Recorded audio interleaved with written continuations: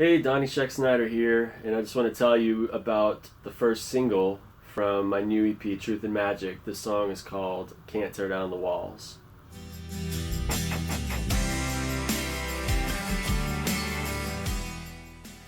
I wrote Can't Tear Down the Walls in November of 2016, and I recorded all the parts January of 2017. I had some great guys playing on this with me. Brian Knopp from Denver played the drums, who also mixed the EP for me. And a childhood friend of mine named Richard Gaspard, who's a phenomenal bass player, someone that I kind of grew up playing music with all throughout my teenage years. He played bass and did a phenomenal job. And I did everything else. I did all the vocals, I did all the guitars, I did the percussion. Recorded all of it in my home studio near Black Forest, Colorado, which I don't live near Black Forest anymore. We relocated to the Austin area, but this album was recorded before we moved, so that's where it happened.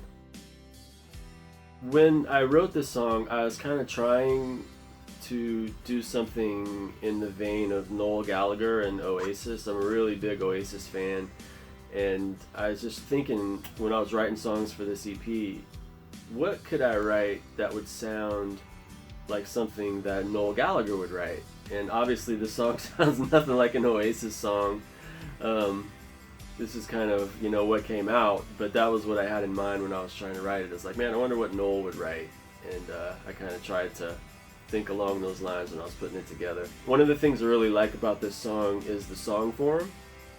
It's really kind of a non-standard type of song form. Most of the songs you hear on the radio or on Spotify or whatever, they have like a verse and a chorus, then another verse and a chorus and a bridge and a chorus, and then you're at the end. But this one, it's kind of all mixed up from a form perspective.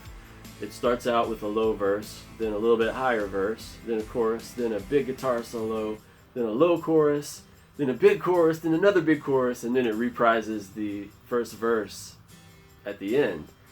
So really different, not your typical song form, but I think it turned out really nice, the way that it just flows from beginning to end. And another thing I really like about this song is the guitar solo.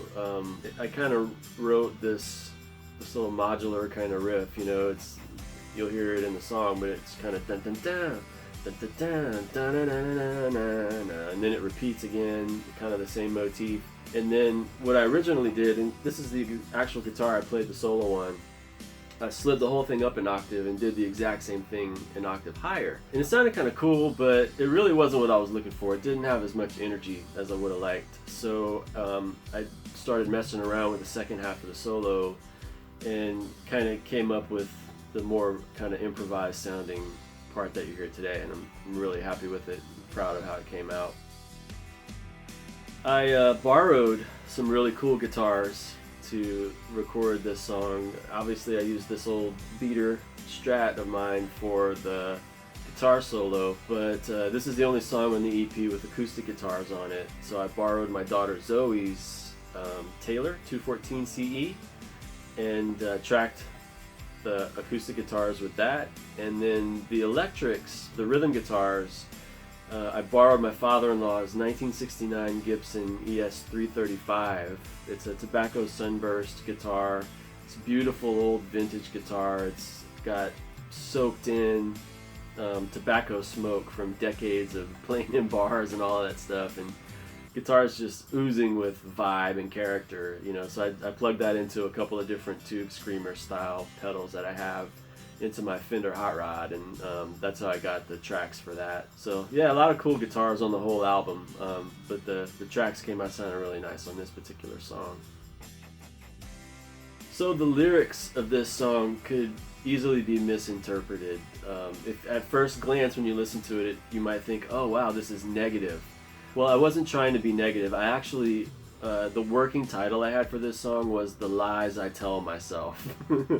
So it's almost kind of like a little bit of a therapy song, and it's all about how we put these walls up around ourselves because we've been hurt before, and it's no fun getting hurt. Emotional pain, heartbreak, being betrayed or wounded by someone that was close to you that you trusted. You know, those things are devastating, and it happened to me in the past. I know they've happened to you probably at times as well. I mean, none of us get through this life without getting our hearts kind of fractured and broken at times. What happens is, what's happened in my life anyway, is that when those moments of pain come, you know, I make these little promises to myself. I'm not going to let that happen again. You know, and the problem is every time I do that, you know, I close the door to my heart a little bit more and a little bit more, and before too long, it's like I'm miles away. And, you know, nobody knows where I am anymore. Nobody can reach me. Nobody can get through and touch me. And that's what happens when we try to protect ourselves from pain. We block out the good stuff too. So I mean, that's what basically what the lyrics are all about. You know, hurt too many times, cross too many lines, no way I'm ever gonna let them in. Keep everyone 1,000 miles away. To keep your heart from being broken, act like you don't have one at all. Forever leave the truth unspoken, because I can't tear down the walls. So I'm not trying to be cynical. I'm not trying to advocate that kind of stuff.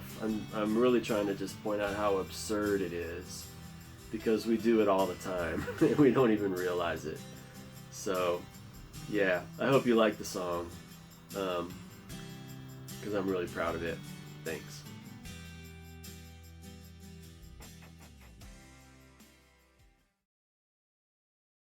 Can't tear down the walls.